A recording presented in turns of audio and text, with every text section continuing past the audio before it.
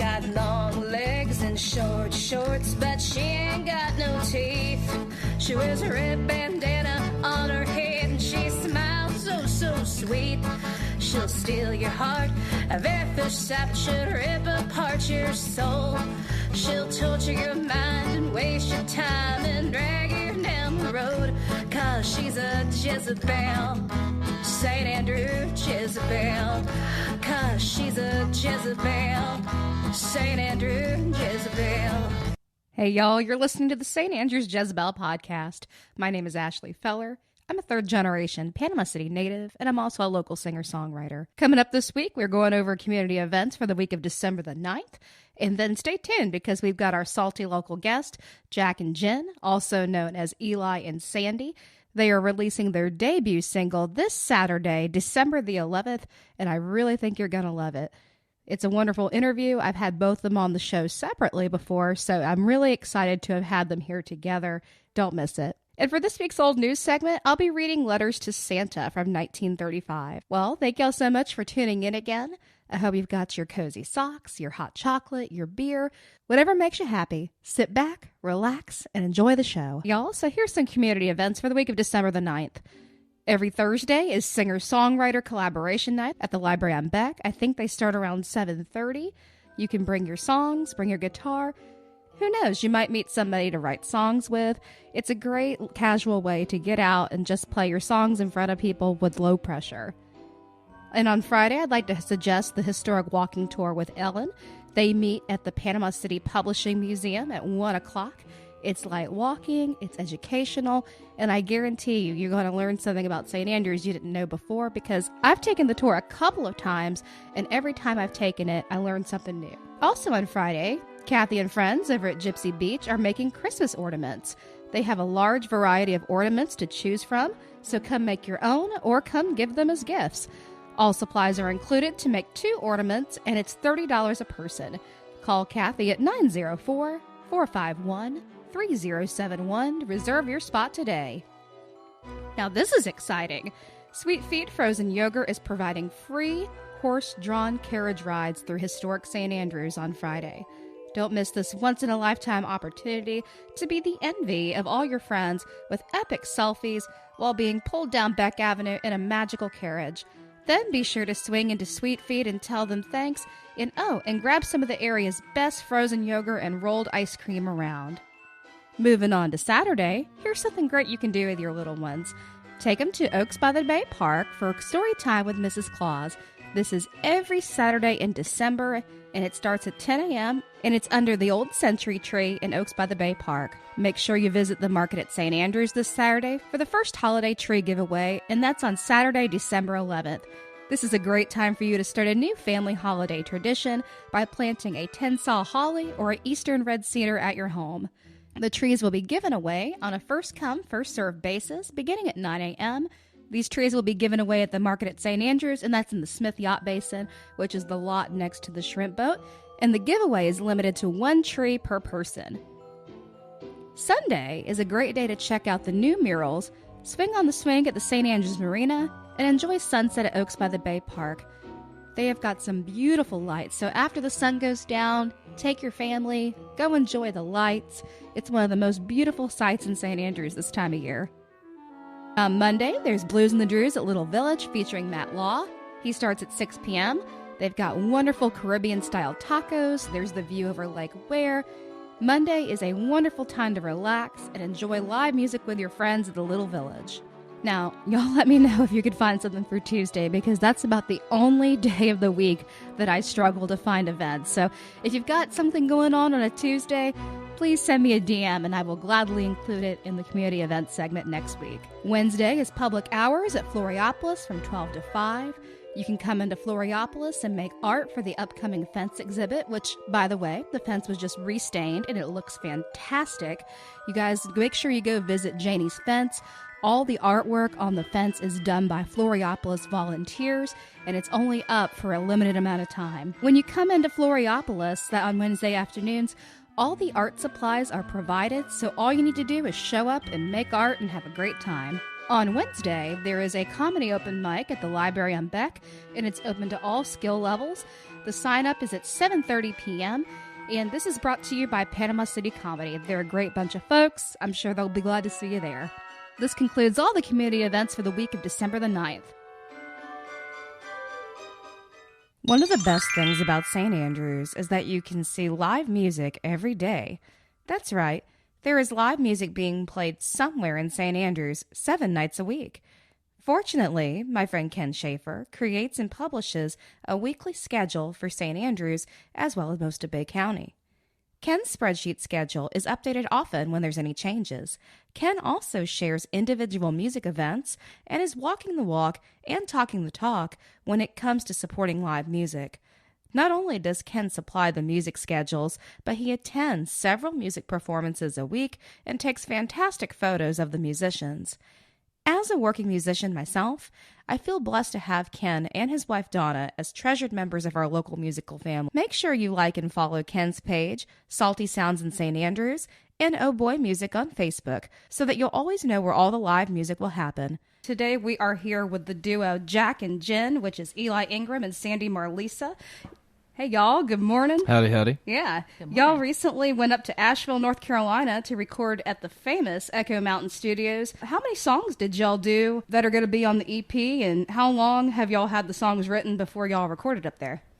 All right. First of all, thanks for having us, Ashley. It's great to be here. So we did 5 songs at the Echo Mountain Recording Studios in North Carolina, and we decided we'd do an EP. And then as a few days went on, we started writing more and more songs, and we're like, well, why not just go ahead and record 5 more and just make a full record out of it. So then we decided we would go ahead and go for the full record idea and release it somewhere in February and have a big release party. Wonderful. And where's the continuation of the additional songs going to happen? Okay, so we are scheduled with Enlighten Studios at the end of November. We have about 4 of the songs ready. We're still trying to finalize one more, and then we'll be doing that at the end of November, and we are super excited to be at Enlighten Studios. So for those who are unfamiliar with Echo Mountain, it's on the outskirts of downtown Asheville, and it's in an old church. Why'd y'all choose that particular studio? Well, my interpretation of that series of events, Ashley, was Eli was trying to get us into a recording studio, and he called a lot of places until they said yes. But I called 3. He called a lot of places, but I was really excited because we did actually get to see the big hall with the stained glass windows, and so the bigger room, and we recorded in a smaller room. But it was really fun, and there's a lot of history to that one, actually. We just thought it'd be a cool spot, and we thought it'd be really cool to record in Asheville since we wrote a song. We originally wanted to just record one song called All the Colors that we had written about going to Asheville, and we thought it would be really cool to just record there. And we ended up doing 5, so it was an adventure. Yeah, the funny thing is we were scheduled for 2 hours to record this one song. It's the first song on the record called All the Colors. And when we got there, we went through that one kind of fast. It was about 30 minutes probably for that one. And then we were like, hey, let's do this one. And then they're like, well, you could stay as long as you want. We ended up doubling the time we were supposed to be there, getting all 5 songs down. And then Sandi was really hungry, so she almost left. Really? I almost left him. I did. They gave me the finest Taylor guitar I've ever played, and she was ready to go. And I was like, if you want to go get some food, go ahead. I can't put this guitar down right now until I really get to know it. No, that's not the true story. You kidnapped me, and you kept me there against my will. So you didn't get anything to eat? Not until 4 hours later, Ashley. And then we ended up going to this pizza place like 40 minutes away and spending like $80. An $80 pizza. And I was just ravenous. And we were just doing it big. That was funny. He's learned that as long as you keep me fed and everything, I'm pretty great. But if I'm hungry, I'm hangry. So anyway. I can relate. Ladies and gentlemen, there is Jen. Tell me a little bit more about what the planning process was like for this EP, please. There was none. No planning process at all. We plan to not have a plan. We've been writing songs our whole lives, basically. And when we got together, we just started sharing a lot of our songs. And we were like, hey, it'd be really cool if you did this little touch to it, or if you did this little touch. Mm-hmm. And then she'd start harmonizing over a lot of things. And then it just became, okay, these songs went from good to great, so why don't we just go ahead and record them all? And then she showed me some of her songs, and she's like, I just had an idea for a male vocalist in it. And I was like, I will try my best to fill those shoes. And so, yeah, just out of the love of music and just jamming with your friends. And then just realizing, hey, we should do something with all these songs. So it's kind of how that came together. It wasn't really this massive plan we always had. it was more of just a natural progression. Awesome. So did y'all have the idea to go up there and find a studio to record up when y'all left Florida, or was it something that happened once you got up there? We actually went out there in search of finding some gigs. We went bar hopping, and we talked to Big Game with all the owners at the bars. Eli talked to Big Game. I just sat there as he talked. And they told us, they're like, look, we're booked out for 3 weeks. We'd love to have you, but it's going to be 3 weeks before you could get any kind of shows here. And then so we were like, okay. So we found some open mics in Marshall, North Carolina. Mm-hmm. And when we were there, we just played. We did one cover song, and then we did all of our new originals. And we were like, you know what? These songs are ready. Let me find a studio. And then so that's where the studio search happened. And so we did get to play a little bit. Like, that's actually why we went out there, was to see some change, you know, the leaves change colors and then play somewhere. So we did an open mic, and then we're just like, you know what? Let's make the best of this. Let's go record these songs in Echo Mountain. Just do it. And it became this moment of beauty, really. I can see that. Awesome. And so who produced the record? Kenny Harrington. He was a really interesting fellow, and we really like him. He started out as an intern, and he really just dove all the way in. He's really good at what he does, and for us, he was mixing and mastering as we were performing. So for the way Kenny was doing it is we told him we play around Panama City all the time, and we basically did it like a live record, and just like straight up me and my acoustic and Sandi singing, and he was mixing and mastering as we were going, and then we did like maybe a few overdubs, but mostly it's a live performance. That's pretty cool. I really like that style. And so how would you describe the overall energy of this record that's coming out? I think it's very Floridian. That's what I noticed about it. It's a lot of the songs, like he's got one called Hurricane, and we've got one, even the one, All the Colors, about running away to go see the colors. As Floridians, we don't really see leaves change color here, so we have to go elsewhere to do that. So it's really neat if you listen to the song, just the style of it all. I think people will find it really interesting, and it just reminds me of home. So I'm excited for people to hear it and maybe connect with it in a way they don't connect with other things, because it sounds like home. I really look forward to hearing it. I've heard a little bit from the teasers that y'all have been posting on Instagram and such. The one where y'all up in Blue Ridge, Georgia, when you're standing near the river and you're singing the colors. Yes, that one was 2 days ago in Blue Ridge. Yes, that was really fun. Yeah, it's that particular one. Eli's mom, Marcia, who's a really sweet lady, she said when she listens to it, it visually looks like and sounds like leaves swirling the way that it goes. So I hope other people will hear that, because that's how we wrote it. And so it's really fun to just stand in a place where it's reminiscent of that, and it was a really cool video. Absolutely. When I heard the little bit that was on Instagram, I thought it had a nice polyphonic texture and that it was quite whimsical. I really can't wait to hear the rest of it and hear the rest of the record overall. Whimsical. I like that word. That summed up all 8 sentences I said about the record. Good job, Ashley. Yeah. And we haven't even had breakfast yet. So the last year and a half, it's been pretty challenging for, I'd say, pretty much all creative people. What have each of you been doing to navigate through these hard times? This last year was really difficult for me. So what was important in order to move through all these negative feelings was to really feel them. So I spent a lot of time in thought and in solitude, and just trying to process things as best as I could and letting it flow through me. And I wrote a lot of songs.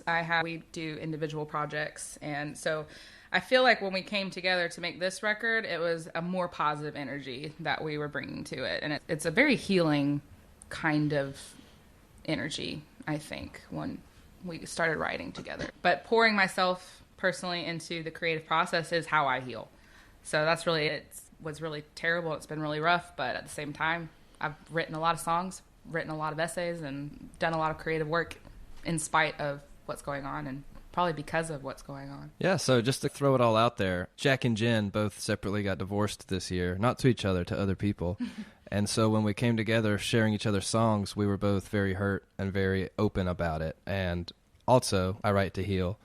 And so when we started getting together, we started showing our friends the songs, and they were like, man, this sounds like two angry people that just got divorced. And I was like, it is. And there's still like this optimistic, positive message through it all, even though it's high and it's low. But that's what really draws me to the record itself, is that it is two people that got divorced, and it's a lot of pain, but it's still going to be all right. And it has these moments where it's just, wow, they're healing. And you can hear it in the music sometimes. So that's what's pretty cool. How do y'all find the bravery to be so vulnerable. I personally don't know how to be any other way. It makes a lot of people feel uncomfortable, but it makes me feel comfortable. It's the only way I can exist through the world is to be open and honest about how I feel. I feel uncomfortable when I cannot express myself. If I'm not expressing myself, then something's wrong. Then somebody's got to check on me, because if I'm not writing, if I'm not creating, then I am not doing well. I find that more people relate. So if you have all these things go down and you hide it, you're just hurting yourself. But if you can share it and you can be like, hey man, this is what happened, or hey girl, this is what happened, and they're like, oh, that's rough, but it happened to me too, so let's talk. And then you have a bond, and then you can talk deeper.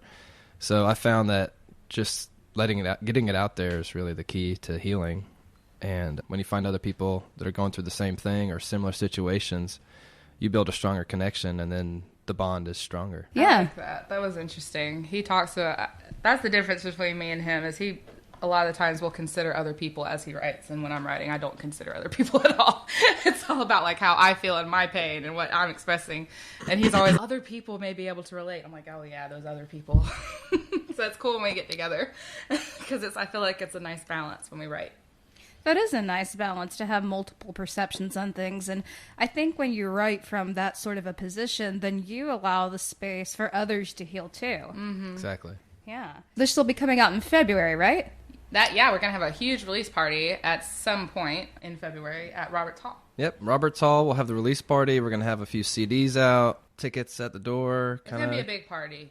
Yeah, we're wanting to make people dress up, make it a formal thing, and really, it's going to be in Lynn Haven, and we're trying to really hone in on that area and help it become like the big musical original music scene, because it's already a listening room and it's doing really well. I'm sure y'all definitely at least been to Roberts Hall. I know you have. I mean, I have. I live 2 blocks away from it, though. That's got rich history there. Do you want to tell a story about the artist that paints on the walls? Oh, sure. That was interesting, actually. So the Roberts Hall used to be called the Scarlet's Lodge, and it was run by the Fellowship of Odd Fellows, which is a really cool organization. And there was this artist that was starving during the Great Depression, and the Odd Fellows wanted to support this artist, and so they gave them work to create murals on the top floor that still exist today. You can see them, and we'll be performing in that hall, and I always thought that was really cool. It is a beautiful space. I got to do a show there 2 or 3 years ago with Thomas Hendon.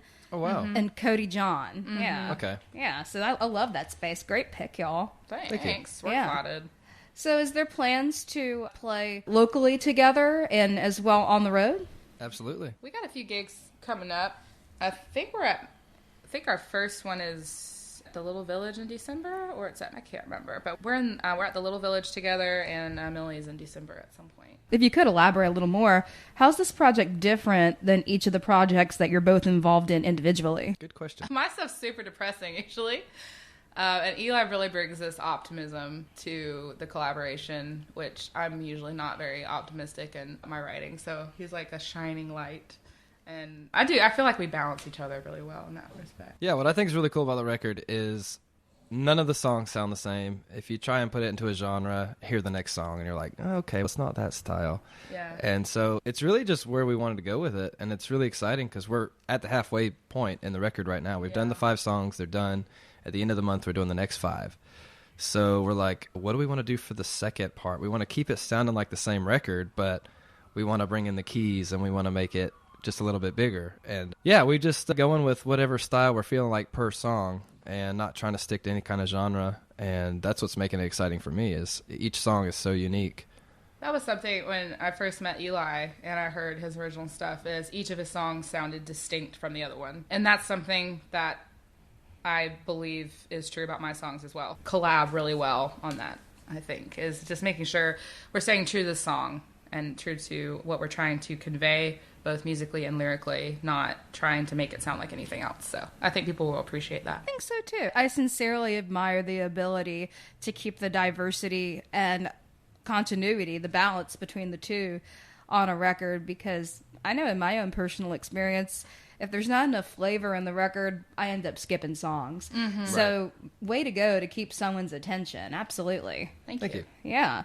And so do y'all have a pre-save set up so folks can pre-save your release? Yeah, we are releasing it in February. You'll be able to pre-order it on Spotify and Apple Music, and then we're also going to have a few CDs that we're planning on coming in before the release. So you'll be able to buy an actual physical CD and be able to listen to it. before it actually releases. There's a few routes we could go, but also the pre-order should be ready probably when Sandi leaves for Alaska in January. Cool. Bye, Sandi. Bon voyage. Oh, by the way, the record's being released. Well, God. It's funny because I'm taking a full social media break. So I'm like disappearing while all this is happening for 30 days. That sounds like fun. I like it. It's going to be good. I'm ready. Heck yeah. So what are you going to do when you're up in Alaska? I'm going to finish my third book called Fire Flurries, which should be super interesting. I had a lot of success with my last book, To All Who Wander, but this one is going to be focusing on me getting back into music and gigging and the divorce. I think we talked about it before, dating and all that, meeting Eli and that kind of thing. So I'm excited. I think people will find that interesting, but I needed to be alone with my thoughts. That's one thing about gigging is it's go, go, go, go, go, go, go all the time. But I think as an artist, it's good to take a step back and focus on just creating and not sharing quite yet, but just getting in that space of creating. So I'm excited to do that. And that's really where all of us are at right now in the music world, because it is the off season. We're getting into the winter time in Panama City. And this is really the time for all musicians to hone in on your sound, whether you're a cover artist, learn those extra songs you want to cover, or if you're writing your own songs and originals, it's time to get that ready and have it so people can find it. So when you get to the gigs next season, you can be like, hey, I really appreciate you guys out here. If you like the song, look us up on Spotify, and just have it for them easy to find and easy to listen to. And yeah, that's where I'm at right now. I think Sandi's on the same page, and I'm sure you are also. It's just that moment of this is where we're building everything for being able to show it when the season starts back. Absolutely. It's a big necessity. I call this time of year my Walden Pond time there. If you read up on some of the transcendentalist writers like Thoreau, he went to the woods to live life intentionally. Yeah. She went to Alaska. I just wanted to get, like, at the heart of it all, I think it's natural for some creatives, too. It's at the heart of it all, like, I just want to get away for a minute. I need some room to breathe. And it's natural, especially winter time. When we lived by the sun and we lived by the seasons, winter was when we all went into our homes and we relaxed and we rested for spring planting and stuff like that. And now, due to our really busy world, we don't have seasons like that. We work the same all the time and don't rest. And I think naturally when it gets colder, we are pulled into our dens to relax and get ready for what comes next. And that's where I'm at. So I'm excited for that. So how can folks find you all online and be... I wish you a great experience in Alaska, Sandi. Thanks. Yeah. It's cold. It's going to be. I have a website, Sandi Marlisa, SandiWithAI.com, and Eli also has one. Mm-hmm. And you can find me on Spotify, Apple Music, and at the release date, you'll be able to find Sandi Marlisa on Spotify, Apple Music, Pandora, all streaming services. And then together, we're going under the Jack and Jen, the new group, the duo we have, which is also the title of the record. And so you'll be able to also find Jack and Jen on Spotify, Apple Music, Pandora, Amazon Music. You could literally say, hey, Alexa, play Jack and Jen. And there we are. And that's going to be a wonderful day. Yep. Congratulations to you both. I'm proud of y'all. I'm happy for y'all. I'm hoping I can experience this a little bit vicariously through y'all, because planning a release is exciting. Oh, absolutely. Yes. So thank you all both for taking your time to be here again and coming back and being repeat guests together. And so have a great week. Have a great time doing the rest of your release. And until next time, keep St. Andrews salty. So have you written your letter to Santa yet? Do you think you'll be on the good list, or will you be on the naughty list? I would like to read you some letters to Santa that were written by children this time of year in 1935. This is from a column in the St. Andrews Bay News called The Santa Claus Department, and at the time, Carl Gray was the editor. Hope you enjoy it. All right, here's a letter from Santa Claus. Dear boys and girls, your letters have been coming in very nicely, and you can't imagine how much I enjoy them. Some of them are very sweet, some of them are even sad. But I am going to try to remember every one of you when I get to Panama City this Christmas. Please keep the letters coming in. Santa Claus, Panama City, Florida, December 10th, 1935. Dear Santa Claus, we'll try and think of what I want you to bring me. I am a little boy, 5 years old. I am asking you to please think of me too. I live upstairs over Joy's store. I have 3 sisters and 2 brothers, and I would like for you to come see me too. Santa, don't leave out my mother and dad. Mother is going to have a cake ready for you too, Santa. May God bless every boy and girl and mother and dad throughout the state of Florida. I want everybody to have the most great and happiest Christmas they ever had, Santa. I want you to bring me a coastal wagon, a pair of overalls, a shirt, a pair of socks, a filling station car, and some fruit and candy. Now, Santa, if I get that, I will be a proud little boy. My daddy has been out of work for the last few days, and I will not ask for so much this time. I also hope you have a very Merry Christmas, too. You had thought I had forgot you. Why, I would not think of so much because you are too fine of a man to forget about. Now I close this letter with a kiss, and I want you to see that I get all this for Christmas just once a year, and I think we should all be filled with good cheer. For God so loved the world that he gave a Santa Claus for every boy and girl to get a red rose apple ball. Your friend, Jack Wester, Parker, Florida, December 10th, 1935. Dear Santa Claus, I am 11 years old and in the 6th grade. I have been a good girl these days, so I will get a lot of things for Christmas. I want a Kodak, an embroidery set, a pair of skates, oranges and apples, and some nuts and other things. I hope other children get pretty and lots of things. Very sincerely, Pauline Pines, Panama City, Florida, December 10th, 1935. Dear Santa Claus, I'm expecting a very Merry Christmas this year, and I only want a few things. Please bring me a bathrobe, a pair of bedroom slippers, also a wristwatch, and I would like very much to have a thumb index Bible. Here's hoping that you'll remember every little boy and girl, and that yours too will be merry. Merry Christmas, lots of love, Mary Nell Scott, Lynn Haven, Florida, December 9th, 1935. Dear Santa Claus, please bring my little brother and I a little tricycle, a harp, bugles, a toy gun, fruit, candy, and nuts. We are almost the same age and we want the same things. We are good little boys and love everybody, but we love you and God the most. We have no daddy. He was killed 3 years ago now, so we have no money to send you now. But we are saving all the pennies we get and we'll put them in our sock for you to get Christmas night when you come. Lots of love to you, Ray and Grover Roger Hutto, Millville, Florida, December 10th, 1935. Dear Santa Claus, please bring me a big doll with long black curls and a tricycle and a little rocking chair. Please bring my little brother a red wagon that says Sunny Boy on the side, as we have always called him that, and anything else you want to. He would love a little doll, too. Mother says that we can have both if we've been good. Oodles of love, Mary Alice Alford, Millville, Florida, December 10th, 1935. All right, here's one more. Dear Santa, please bring me a sleepy doll, a sewing set, a pair of bedroom slippers, a stove and dishes, and don't forget my little brother. Millville, Florida, December 10th, 1935. I hope everyone is enjoying the holiday season, and I hope you'll take some time to visit historic St. Andrews. I'd like to thank everyone for pressing play and all the kindness that y'all have shown the podcast. You may have noticed that every episode is ad-free. Because of your generous donations, I'm able to keep the lights on, so to speak, and ensure an ad-free experience for everyone. Thank y'all so much. If you have found value in these episodes and would like to make a one-time donation, please visit our Ko-fi page. I'll link it in the description below. We've got some great guests coming up on the podcast, and if you'd like to be a guest, send me a DM.